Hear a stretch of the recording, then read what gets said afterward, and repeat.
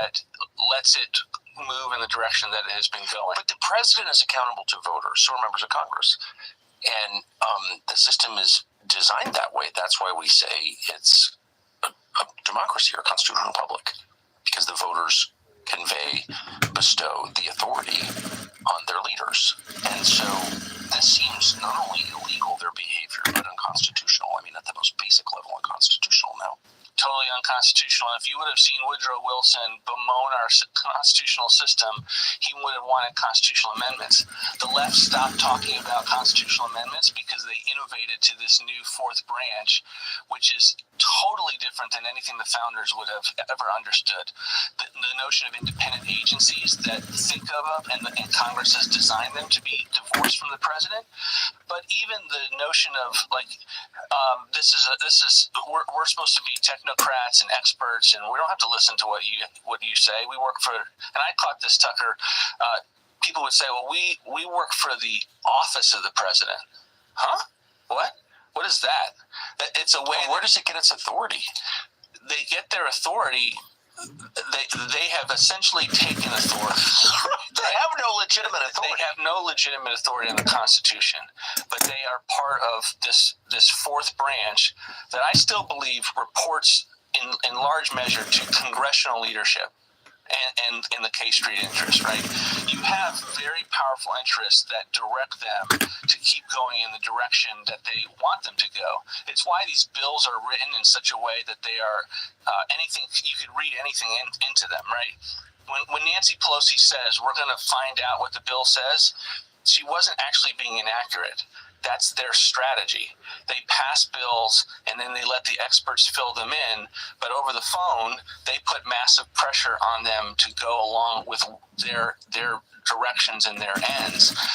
And lo and behold, you get conservatives, Republicans that take office, and then you find that it's incredibly difficult to wield power to get them to deal with all of that muscle memory to get them to do what you want. And so you got to have statutory authority that a president kind of steps in and says, I am fully aware of where I sit in the Constitution. I am fully aware of the tools at my disposal, and I'm going to use them on behalf of the American people because I just want a massive agenda-setting election, and I'm going to go do what I said I would do. That's democracy, correct? That is democracy. That is not oligarchy. And when they say we're going to preserve democracy, we know that they have been meaning all they want to do is preserve their kind of amorphous oligarchy administrative deep state. I don't think that's an overstatement at all. I mean, I don't even see the counter argument against what you just said. So let's just, if you don't mind, walking us through what happened in the example that you gave Ukraine. So you just said the president comes into office in 2017 and says, why are we sending all this money to Ukraine? Where's it going? There's no audit. We don't know. It's the most corrupt country in Europe, one of the most corrupt in the world. Maybe we should find out. We don't know. Okay, we're cutting off till we know. I think that's what you said. Mm-hmm. And the agency's like, no, we're going to continue to fund Ukraine. How do they do that? They ignore the president. And officials ignore the president. And I think one of the things you'll see in this next Trump term is policy officials, his political appointees, that are not looking to get out of what he has clearly told them to do. Right? So let's assume that issue is solved. But at the bureaucratic level, the issue, I think what you're saying is, let's assume that he appoints people who agree with him and will do what he asks. Correct. Okay. So, for instance, my staff was part of what we call the policy process, right? Where you would go and you defend and you would articulate what you're trying to accomplish. And we had put the hold on the Ukraine funding.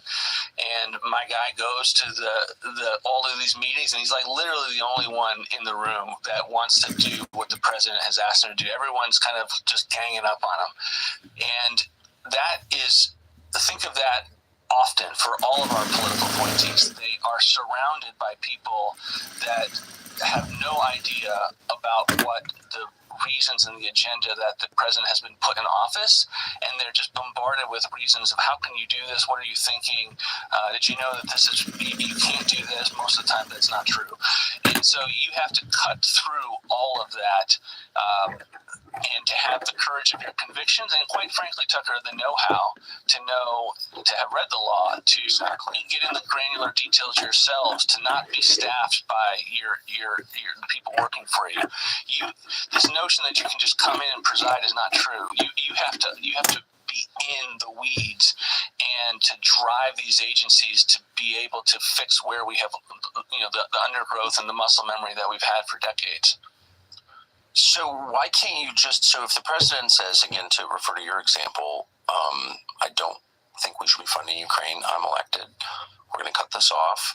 If Congress wants to fund Ukraine, they can go ahead and do that, but the agencies are not going to fund Ukraine. So why wouldn't you just fire the people who disobey, who try to subvert democracy? You've got to know how to fire them, and there are tools to do that. And the president was innovating in that space himself with what's called Schedule F, of essentially saying, if you work for me in your policy, a career official, think your attorneys who are writing regulations, then we're going to create a new classification for you, and you are going to be what most of the country is, which is at-will employee. That's where we're headed. But there was also ways that I don't understand a system where any president, Obama, Biden, Donald Trump, comes in and doesn't have control of the executive branch, because constitutionally he does have control. So how come you can't fire them? Why is it just not as simple as saying you're fired? It should be, and this is one of the mountains of the administrative state. This is how they have built their institution, by essentially having it be incredibly difficult to hire and fire employees. And so I'll give another example. When the president decided to take money from defense to build the wall, we had clear legal grounds to do it that Congress had given us. It's called transfer authority.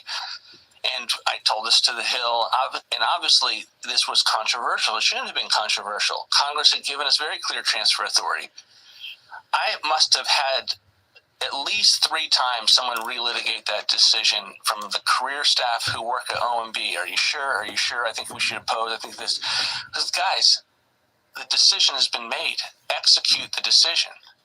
And you see that everywhere, right? And if you don't drive it, you're going to get better. You're not going to be able to accomplish what the president needs you to accomplish. How about if you were to just start the meeting with this is how democracy works. The people elect a leader. He carries out their will. Anyone standing in the way of that is subverting democracy. We will not allow that. Anyone who does that is fired instantly. Could you do that and just say you're fired for unconstitutional behavior? You can do that increasingly when you move towards a Schedule F system, and there are other tools in the toolbox. But under the current system, what would happen if you tried that? If you Lawsuits, yeah. But if you fire them all? Look, you've got a lot of tools on the table. And it's just so infuriating. It is one of the most infuriating things that you could possibly imagine.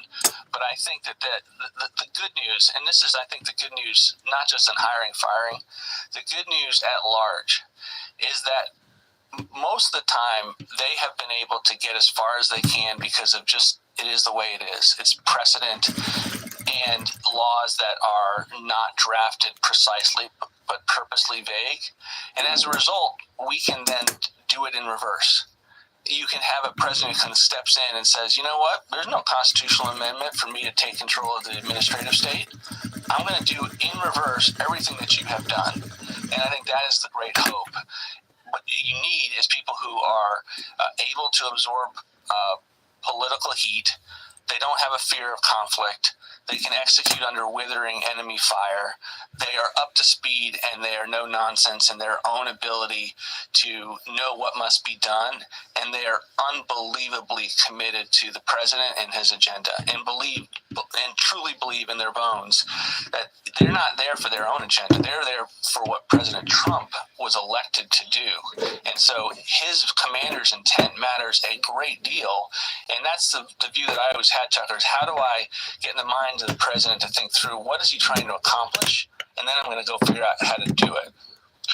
Yeah, because once again, he is the authority and no one else does, because only he was elected. And I'm fixated on this question of, like, where do career bureaucrats think they derive the authority to make these decisions? Like, who made them God? I think it's very, no one ever asked that question in DC. You're considered a freak if you do, but I think it's a key question. So one of the problems that you had last time was the media. Mm-hmm.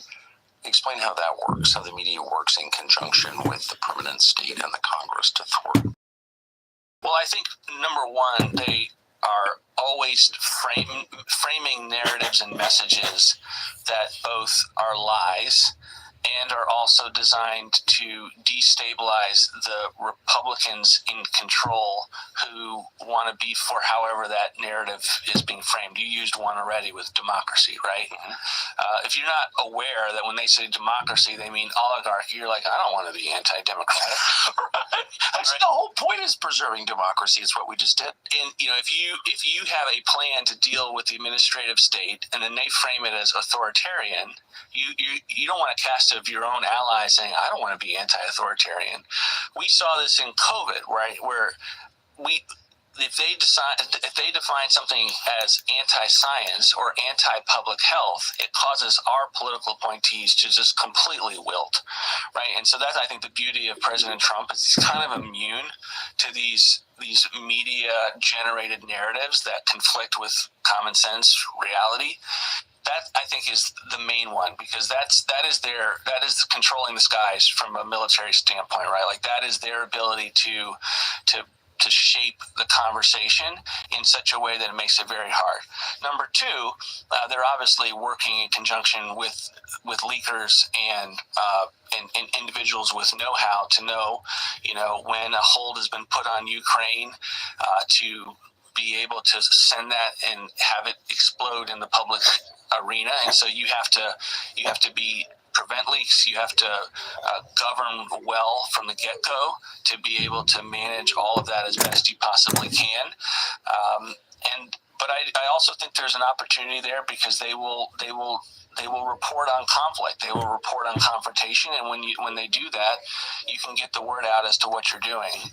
At least you can get the word out on shows like this and in the new and developing ecosystem. Well, that's kind of it right there. I mean, that was the basis of my question. I do think things have changed, right? I mean, if you still care what the New York Times or Washington Post say, or Ken Delaney at NBC News, like, I hope you're not working there. Right? Do you think anybody still cares what they think? No. The whole ball game has shifted, right? Like, I don't even know why you would do many of these interviews at all, because if you can't get, you've got to be able to get your words out without just complete combativeness.